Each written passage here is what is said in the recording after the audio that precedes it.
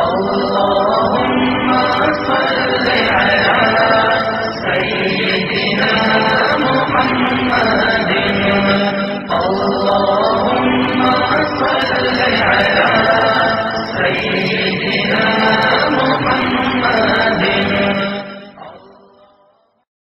اور رزق بڑھانے کا ایک آسان راستہ بتاتا ہوں. میرے نبی کے پاس ایک شخص ہے، یا رسول اللہ اريد ان يوسع علی رزقی، میں چاہتا ہوں میرا رزق بڑھ جائے. تو آپ نے کہا ادم علی الطہارہ یوسع علیک رزقک، باوضو رہا کر تیرا رزق بڑھ جائے گا. باوضو رہا کر، باوضو رہا کر.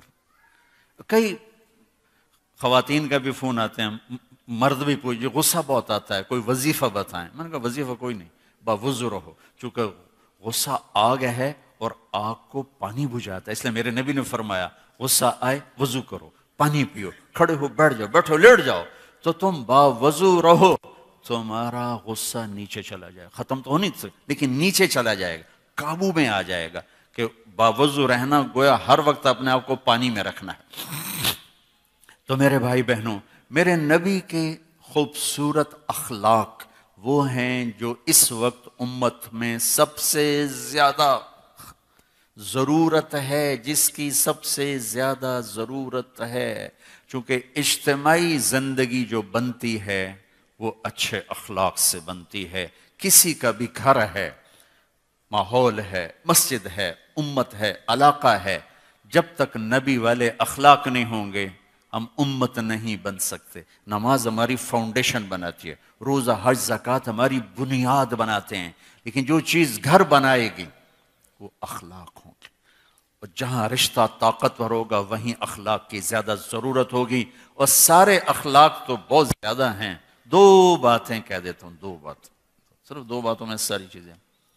ایک دو حدیثیں سناتا ہوں. میرے نبی نے کہا یا معاذ الا انبئک بملاک ھذا کلہ، ایک لمبی نصیحت فرمائی. کہا معاذ اب تمہیں ساری نصیحت، یعنی تمہیں سارے دین کا خلاصہ بتاؤں، تمہیں سارے دین کا خلاصہ بتاؤں. کہا جی ما ہوا، وہ کیا ہے؟ تو مجھے دیکھو، سارے میری طرف دیکھو. معاذ تمہیں سارے دین کا خلاصہ بتاؤں. کہا جی کیا ہے؟ تو آپ نے یوں کیا.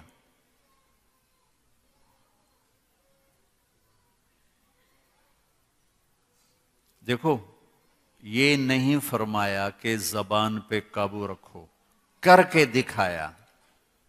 پھر کہا کف ھذا، اس زبان پہ قابو رکھ. کس کو کہہ رہا ہے؟ معاذ بن جبل، جن کے بارے میں میرے نبی نے کہا قیامت کے دن میری امت کے علماء کا جھنڈا معاذ بن جبل کے ہاتھ میں ہو. اتنے بڑے آدمی ہیں.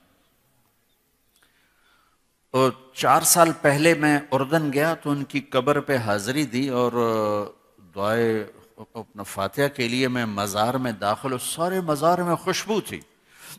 میں سمجھا جو قبر پہ چادریں ہیں وہاں سے خوشبو آ رہی. دعا کر کے میں چلا گیا. نماز تھی، بیان تھا. بیان سے فارغ ہو کر پھر دوبارہ میں گیا تو پھر میں کھڑا یہی سوچ رہا تھا، خوشبو. تو ایک صاحب وہاں کھڑے تھے، وہ مجھے شاید انہوں نے میرے چہرے کو پڑھ لیا. کہ آپ خوشبو محسوس کر رہے ہیں؟ میں کہا جی کر رہا ہوں. کہ آپ کا کیا خیال ہے ان چادروں میں ہے؟ 6-7 چادریں تھی. میں کہا جی. کہ آپ سونگو. میں نے ایک ایک چادر کو سونگا، کوئی خوشبو. اس نے مجھے بتایا کہ یہ اس قبر سے خوشبو آ رہی. اور 18 ہجری میں وہ بندہ زمین کے نیچے دفن ہوا. اور میں 1434 میں گیا. 1400 سال سے بھی اوپر زمانہ گزر چکا، اس کی قبر مہک رہی ہے، مہک رہی ہے، مہک رہی ہے. اس کو یوں کر کے سمجھایا، بھائیو میرے رب کی قسم، بڑے بڑے ٹرالوں کو بریک لگانا آسان ہے، جٹ جہازوں کو بریک لگانا آسان ہے، یہ کھل جائے تو اسے روکنا بڑا مشکل ہے. اس لیے میرے نے کہا کف ھذا، زبان روکو، زبان روکو. اس سے گالی، اس سے جھوٹ، اس سے غیبت، اس سے چغلی، اس سے بہتان بازی، اس سے طنز طانے کا یہ نکال دو. سب سے پہلا جو اس وقت کرنے کا کام ہے وہ آپس کی محبتوں کو بڑھانے کا ہے، اور محبتوں کو بڑھانے کے لیے سب سے پہلا کام ہے زبان، زبان، زبان۔ میرے نبی نے فرمایا صدقہ کرو۔ کہا جی ہمارے پاس تو ہے نہیں کچھ۔ کہا تیرا میٹھا بول بھی صدقہ ہے، تیرا کچھ نہیں، صرف تیری روٹی پوری ہوتی ہے، کوئی $1 بھی نہیں بچتا ہے، تو آپ نے کہا لوگوں سے میٹھا بول بولا کر، یہ تیرے لیے صدقہ ہے۔ میرے نبی سے پوچھا گیا مل اسلام، یا رسول اللہ اسلام کیا ہے؟ تو میرے نبی نے فرمایا طیب الکلام و اطعام الطعام۔ میرے نبی نے فرمایا زبان کا میٹھا بول اور لوگوں کو کھانا کھلانا، یہ اسلام ہے۔ کچھ نہیں ہے میرے پاس، زبان کا بول میٹھا کر، کچھ نہیں کھلانے کو، پانی پلا دو۔ وہ مہمان کو پوچھتے ہیں چائے تو نہیں پیو گے؟ ہن کہیں پیونی، شربت تو نہیں پیئیں گے؟ سبحان اللہ، کیا میزبانی، چائے تو نہیں پئیں گے۔ ہمارے استاد صاحب تھے رحمت اللہ علیہ، مولانا سعید خان صاحب، تو میں بیٹھا تھا تو کچھ مہمان آئے تو خادم نے کہا جی ٹھنڈا پئیں گے کہ گرم؟ تو وہ ناراض ہو گئے۔ فرمایا مہمان کے سامنے ٹھنڈا بھی رکھو گرم بھی رکھو، اس کی مرضی ہوگی ٹھنڈا پیے گا، اس کی مرضی ہوگی گرم پیے گا۔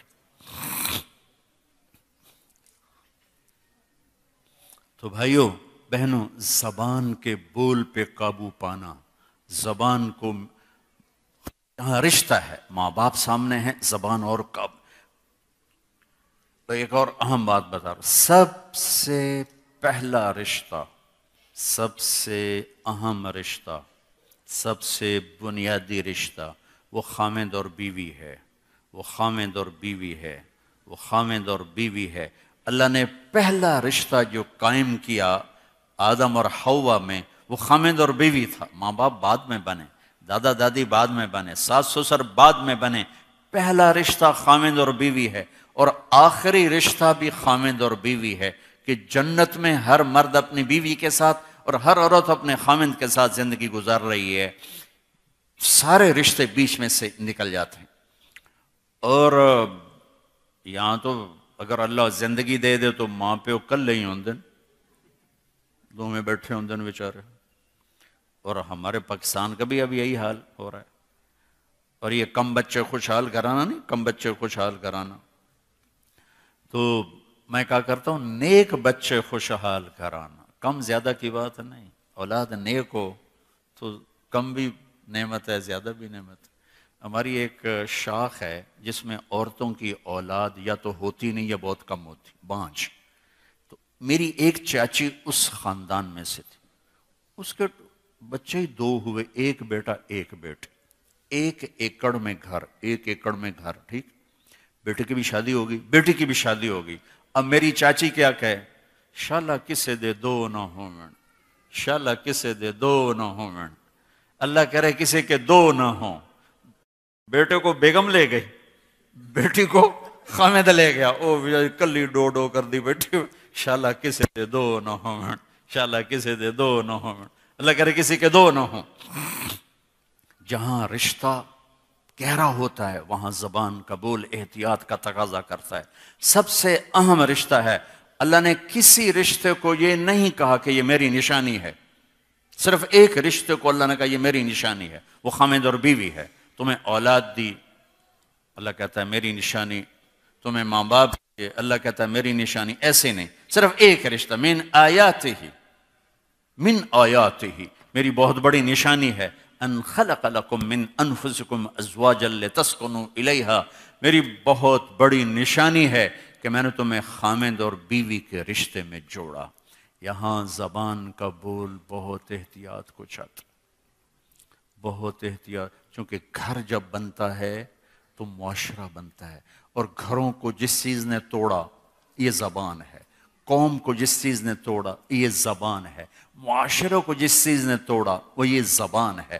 بھائی کو بھائی سے توڑ دیا، وہ یہ زبان ہے، دوست کو دوست کا دشمن بنایا، وہ یہ زبان ہے، رشتے سفید ہو گئے، وہ یہ زبان ہے، آپس میں قتل و غارت تک پہنچے، یہ زبان ہے۔ زبان جس کی قابو میں آ گئی، اس لیے میرے نبی نے کہا میرے پورے دین کا خلاصہ ہے زبان قابو میں رکھ۔ محبت کا بول بولنا سیکھیں بھائیو، جیسے نماز نہیں سیکھتے، روزہ سیکھتے، حج سیکھتے ہیں، زکوٰۃ سیکھتے ہیں، یہ ماں باپ کے ذمہ ہے، میرے ذمہ ہے کہ میں سیکھوں کہ میں ایسا کیسا بولوں کہ میں کسی کا دل نہ توڑوں، کسی کی دل آزاری نہ ہو، کسی کو میری وجہ سے دکھ نہ پہنچے۔ ایک صحابی ہیں ابو دجانہ، فرماتے ہیں لوگوں میرے پاس بخشش کا سب سے بڑا عمل صرف ایک، حالانکہ وہ بدر میں شریک ہوئے اور بدر سے لے کر آخری حج تک اپنے نبی کے ساتھ ساتھ رہے، ایسے صحابہ 200-250 سے زیادہ نہیں ہیں، لیکن وہ فرماتے ہیں لوگوں میرے پاس بخشش کا سب سے بڑا عمل ایک ہے کہ میں نے اپنی زبان سے کبھی کسی کو تکلیف نہیں پہنچائی، اور میرے دل میں کسی کے بارے میں کوئی نفرت نہیں۔ میرے بھائی بہنوں، آپ ایک دور دراز ملک میں پہنچ چکے ہیں، آپس کی امت بن کے چلنا ہے تو معاف کرنا سیکھنا ہوگا، درگزر کرنا سیکھنا ہوگا، زبان کا بول میٹھا بنانا ہوگا، گھر سے غیبت کو نکالیں، طنز طانے کو نکالیں، کوئی شدت کمی بیشی ہو تو صبر کر جائیں، برداشت کر جائیں، اس کی ٹھنڈک اور محبت کو آپ ساری زندگی محسوس فرمائیں۔ غصے کا نکال دینا تھوڑی دیر کی سیٹسفیکشن ساری زندگی کی ندامت ہے۔ لقمان علیہ السلام کا فرمان ہے چپ رہنے پہ کبھی نہیں پچھتایا، ہمیشہ اپنے بول پہ پچھتایا۔ تو بھائیو، اپنے اندر امت بننے کی اگر رونق دیکھنا چاہتے ہیں تو یہ زبان کا بول، زبان کا بول، زبان کا بول، اسے میٹھا بنانے کی کوشش کریں، اسے درگزر کرنے کی کوشش کرو، معاف کرنے کی، گالی کے جواب میں گالی نہ ہو، یا چپ ہو جاؤ یا دعا دو، برائی کے بدلے میں برائی نہ ہو، اچھائی کرو، اللہ کی چھاؤں آپ کے اوپر ہو جائے گی۔ اللهم صل